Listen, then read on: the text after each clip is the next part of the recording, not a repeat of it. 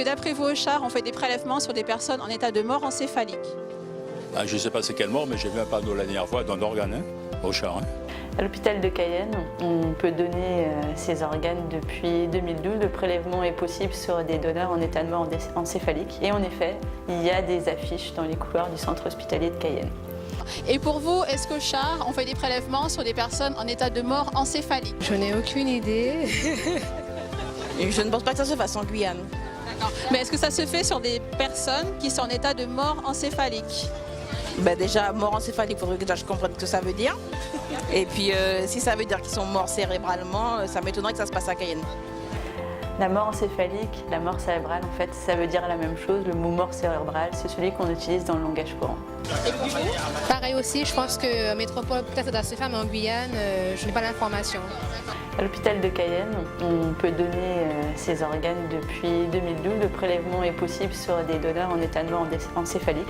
Est-ce que vous êtes persuadé qu'une personne en état de mort encéphalique est vraiment décédée? Comme on a dit, c'est au niveau du cerveau. Donc forcément, si le cerveau est mort, donc tout le reste des organes est mort aussi. Mais pour le moment, il est quand même branché à une machine. Donc, normalement, son cœur bat toujours. Donc, pour ma part, il n'est pas vraiment mort. Il n'est pas mort, quoi. Il y a toujours un organe qui est vivant. Alors, est-ce que vous êtes persuadé qu'une personne en état de mort encéphalique est vraiment décédée? Non, puisque les organes fonctionnent toujours, à part le cerveau. Donc pour moi, non. La personne en mort encéphalique est bien morte. Alors la mort encéphalique, c'est une mort qui est assez rare et inhabituelle. Ça touche moins de 1% de la population. C'est le plus souvent après un traumatisme crânien, un accident vasculaire cérébral, hémorragique ou ischémique. C'est l'arrêt brutal, définitif, irréversible de l'activité du cerveau, de son fonctionnement. Il n'y a plus de circulation sanguine dans le cerveau et en effet, la personne est déclarée morte, décédée. Le cerveau, c'est le chef d'orchestre du corps humain. C'est ce qui nous permet de parler, marcher, manger, tout simplement de vivre. Donc, lorsque le cerveau est mort, en effet, la personne est décédée.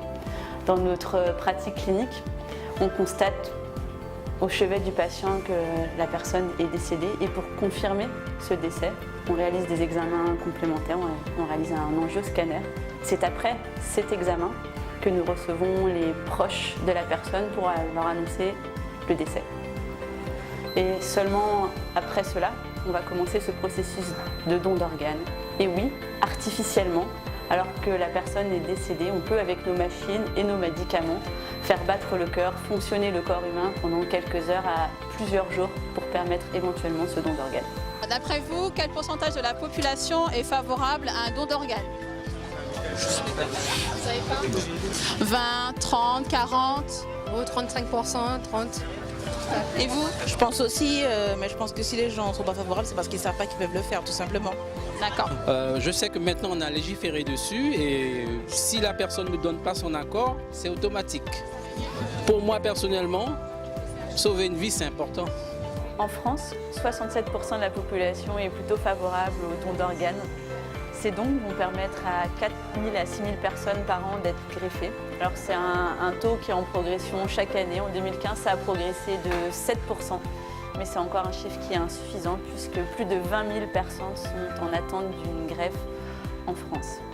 Donc pour, contre, le don d'organes, il faut y penser. Si on a fait son choix, il faut en parler avec ses proches parce que donner, c'est peut-être sauver une vie.